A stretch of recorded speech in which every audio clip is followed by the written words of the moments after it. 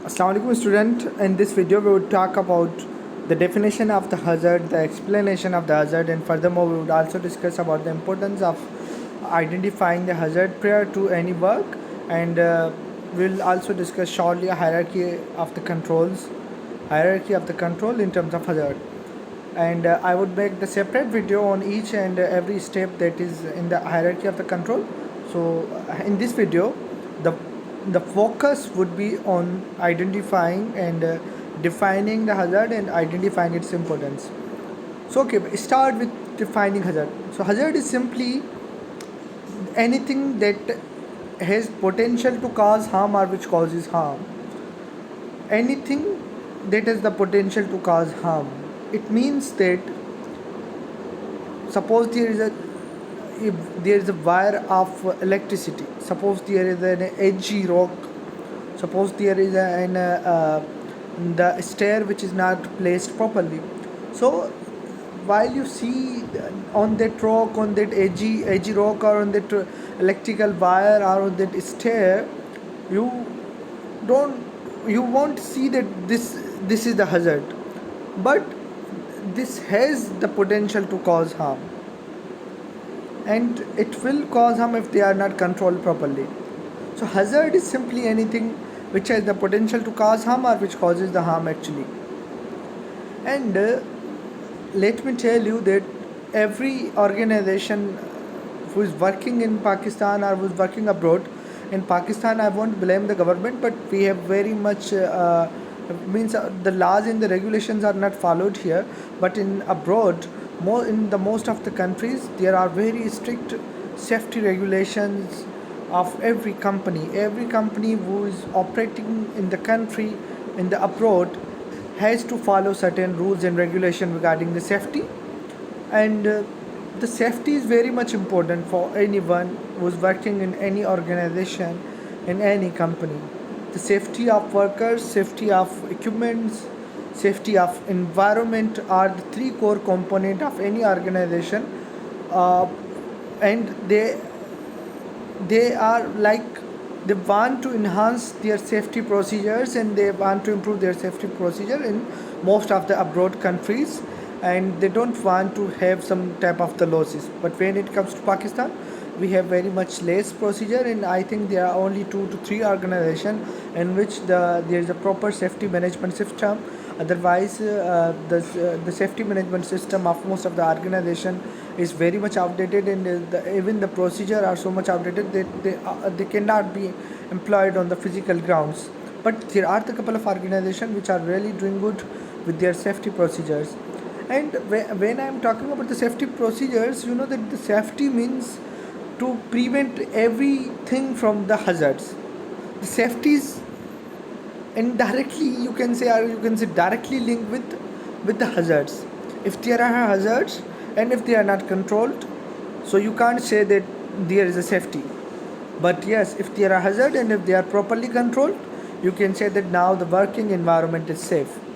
So to be safe, the organization need to ensure that their every hazard is controlled properly.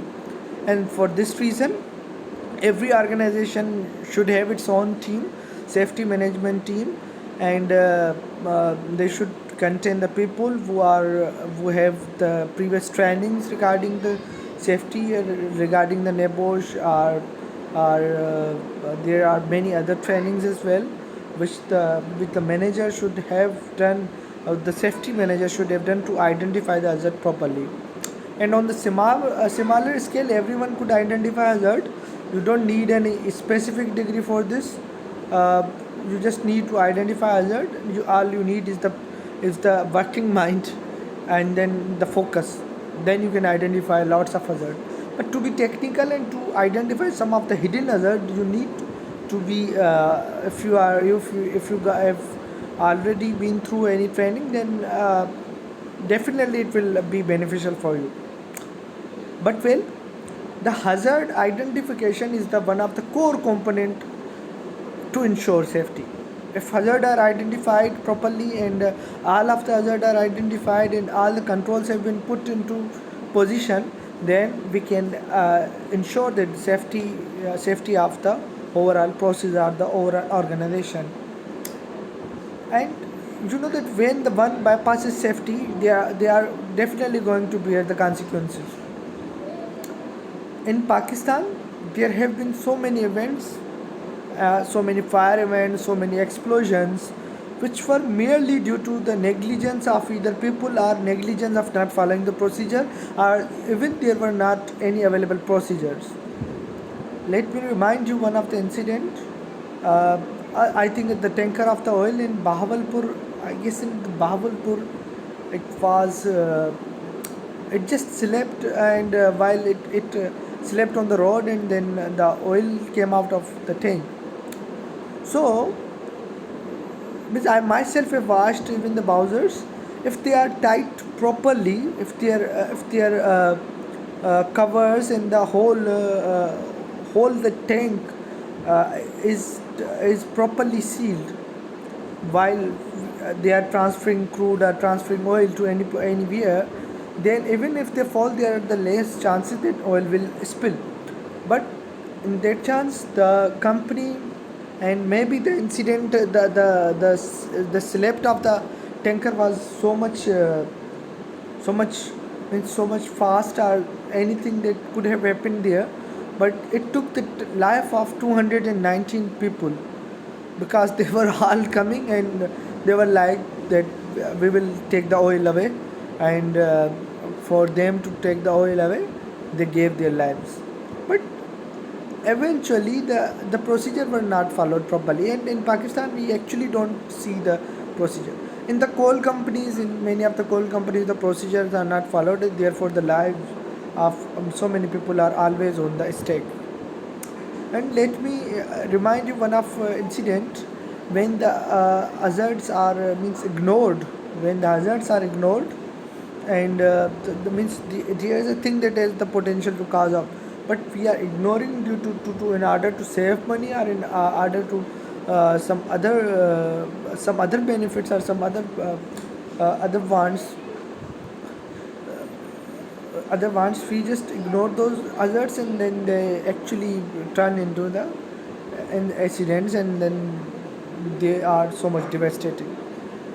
In the Gulf of Mexico, the incident occurred in which the oil pipe casing is, it's termed a casing, and means the drilling was going on, but the blowout preventer did not work, and the casing did not hold the pressure, and then the well was blown out in 2010, and millions of barrels of oil came out of that well, and it devastated the whole aquatic life of that area.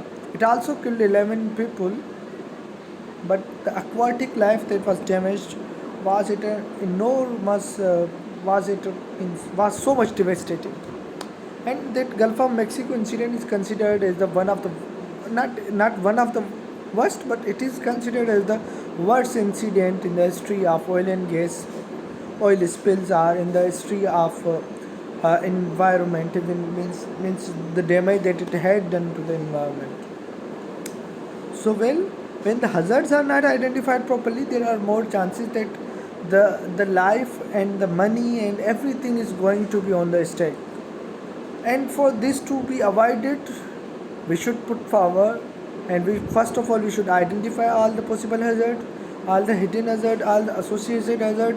We should go through the previous record of that organization or of that work, and we can go for the everything that is possible. And then there is a system that has been given by the organization, and the one that I am showing here is from NIOSH, is of NIOSH, and you can see the hierarchy of hazard can start with elimination of hazard, then it moves toward the substitution of hazard, and then engineering control, then administrative, then final line of defense is the PPE.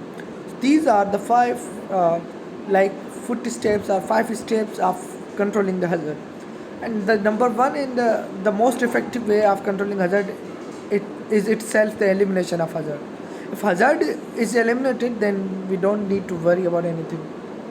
And hazard could be eliminated if if we have that much either trainings or if we have that much working brain, then we can anyone can even think about elimination of hazard, although it is a difficult step, but it could be done.